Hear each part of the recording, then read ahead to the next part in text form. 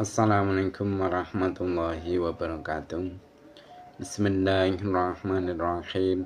Nawaitu talabal ilmi izalata jalim an-namsi wa sairi juhali wa ihya'ad dini wa ibqa'al islami bil ilmi wa daral akhirati wa ridallahi ta'ala wa syukra ala nikmatil aqli wa nikmatil syahatil badani fadlillahi ta'ala ila hadratin nabil mustafa sayyidina Muhammadin sallallahu wa ala alihi wa ashabihi wa azwajihi wa dzurriyyatihi wa ali baitika mana khususan khasatan ila muslimata kitab pedoman KN1 wa jamin talamiti wa masyayikhina wa mu'alif kutub alati ta'alamna wa lamna sallallahu ta'ala lahumul fatihah.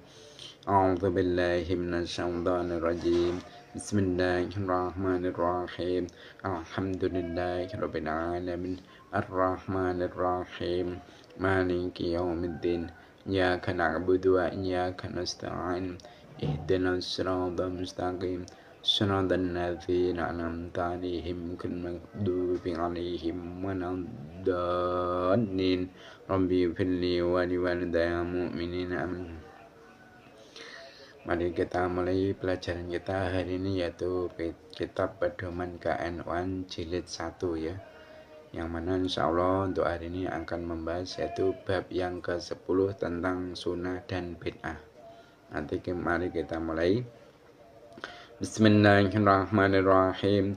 Qala al-musannifu rahimahumullah ta'ala wa nafa'na biha fi 'ilmi fid darin amin. Bab yang ke-10 menerangkan tentang sunnah dan bid'ah. Nah, pertama kita akan membahas atau menjelaskan tentang pengertian sunnah. Nomor 1, pengertian sunnah. Menurut bahasa, sunnah itu artinya apa? Jalan. Jadi sunnah itu menurut arti bahasa adalah jalan. Namun sunnah menurut syara apa? Sedangkan menurut syara sunnah itu berarti jalan yang telah ditempuh oleh Rasulullah dan para sahabat-sahabatnya. Nah, ini berdasarkan dengan sabda Nabi Muhammad SAW, yang mana Nabi Muhammad SAW itu beliau mengatakan alaikum bisunnati wa sunnati khulafa'ir rasyidin min ba'di. Artinya apa? Artinya ikutilah sunnahku dan sunnah khulafa'ir rasyidin setelahku.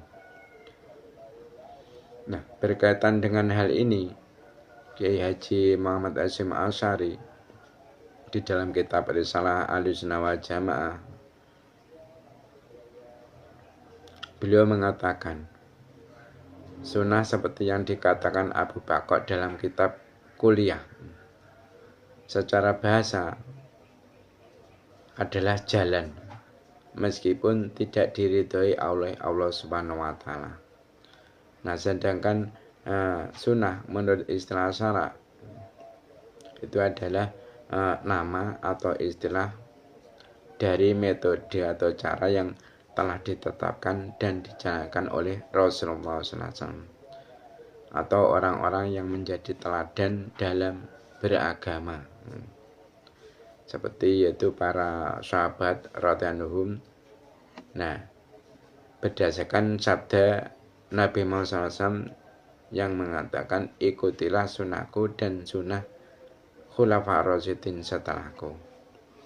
Itulah pengertian sunnah menurut arti bahasa maupun sunnah menurut arti istilah atau menurut syara. Nah, sekarang membahas atau menjelaskan tentang pengertian bid'ah. Nomor 2 ya. Nomor 2, pengertian bid'ah.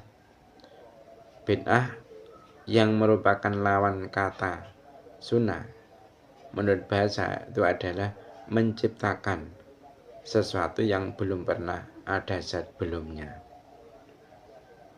Nah, sedangkan bid'ah menurut syara itu adalah suatu pekerjaan yang terkesan bagian dari agama. Jadi kayak bagian dari agama, tapi pada hakikatnya bukan termasuk bagian dari agama. Nah, baginda Nabi Muhammad SAW, beliau bersabda dalam hadis yang diriwayatkan oleh Abu Nasir Irbad bin Sariyah radhiyallahu.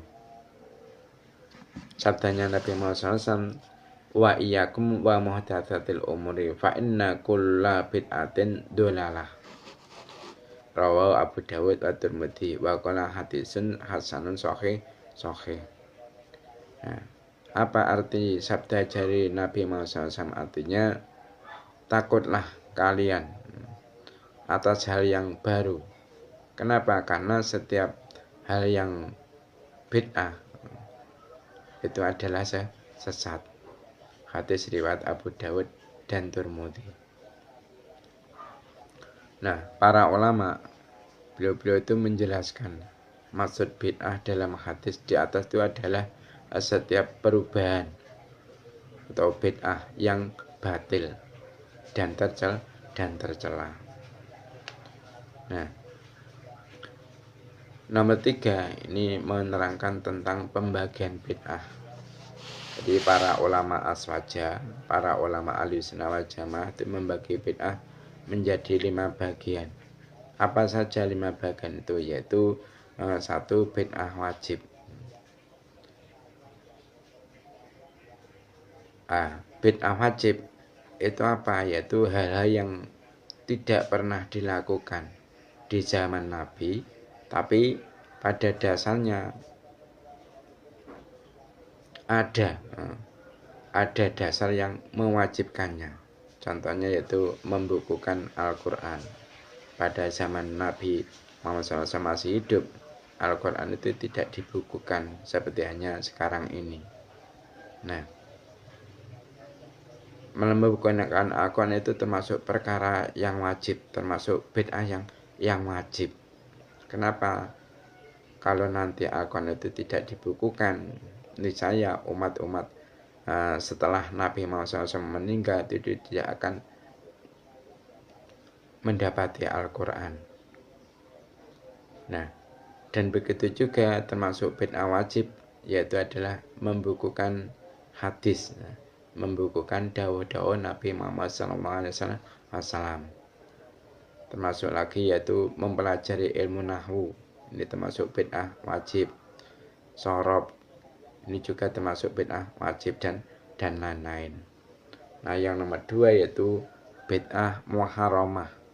Artinya apa? Artinya perkara yang tidak pernah ada di zaman Nabi, tapi ada dasar yang mengharamkannya. Misalnya yaitu ajaran Qadariyah, ajaran Wahabiyah, dan golongan di luar aswaja. Ini termasuk bid'ah muharramah.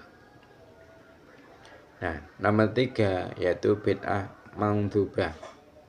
Artinya apa? Artinya perkara yang tidak ada pada zaman Nabi, tapi ada dasar yang menganjurkannya. Contohnya itu sholat tarawih 20 rakaat dengan berjamaah. Ini termasuk bid'ah mandhubah, suatu bid'ah yang disunahkan atau dianjurkan dan lain-lain. Nah, yang nomor 4 pembagiannya bid'ah yaitu bid'ah makruhah. Apa bid'ah makruhah? Bid'ah makruhah artinya ada perkara yang tidak ada atau perkara yang tidak pernah ada pada zaman Nabi, namun ada dalil yang memakruhkannya. Contohnya yaitu menghias masjid. Jadi menghiasi masjid dengan berbagai hiasan itu merupakan bid'ah makruhah. Nah, yang nomor 5 pembagiannya bid'ah yaitu bid'ah mubahah. Apa bid'ah mubahah? Bid'ah mubahah artinya perkara yang tidak pernah ada pada zaman Nabi, tapi ada dalil yang memperbolehkannya, ada dalil yang membolehkannya. Contohnya yaitu masakan masa kini dengan berbagai macam namanya yang tidak pernah ada pada zaman Rasulullah SAW dan lain-lain.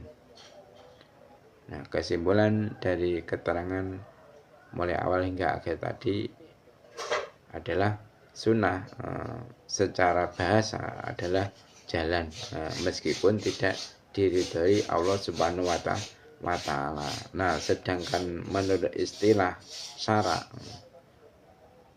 sunnah itu adalah nama atau istilah dari metode atau cara yang telah ditetapkan dan dijalankan oleh Rasulullah SAW atau orang-orang yang menjadi teladan dalam beragama, seperti yaitu para sahabat radhiyallahu. Nah, sedang yang dimaksud bid'ah yang merupakan lawan kata sunnah itu menurut bahasa adalah menciptakan sesuatu yang belum pernah ada pada sebelumnya. Itu pengertian bid'ah menurut arti bahasa. Nah, dan bid'ah menurut syara itu adalah suatu perkara yang terkesan bagian dari agama. Jadi seakan-akan bagian dari agama, tapi pada hakikatnya bukan termasuk bagian dari agama. Nah, sekarang yang terakhir yaitu latihan soal. Jawablah pertanyaan di bawah ini. Pertanyaan yang nomor 1, apakah yang dimaksud sunnah secara syara?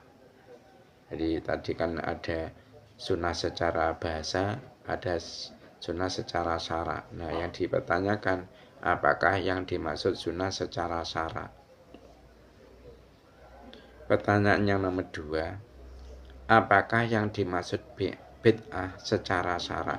Nah, kalau pertanyaan nomor 1 yaitu masalah sunnah, pertanyaan yang nomor 2 ini masalah bid'ah. Iya, pertanyaan nomor 2, apakah yang dimaksud bid'ah secara syara? Nah, yang nomor 3, ada berapakah pembagian bid'ah?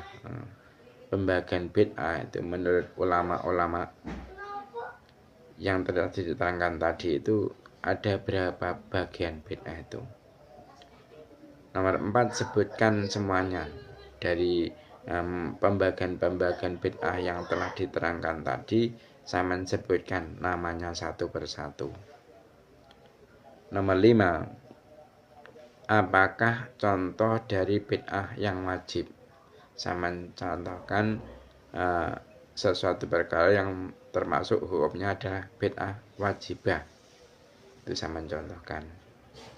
Mungkin itu saja yang dapat saya sampaikan untuk pertemuan pelajaran hari ini. Ada kurang lebihnya mohon maaf.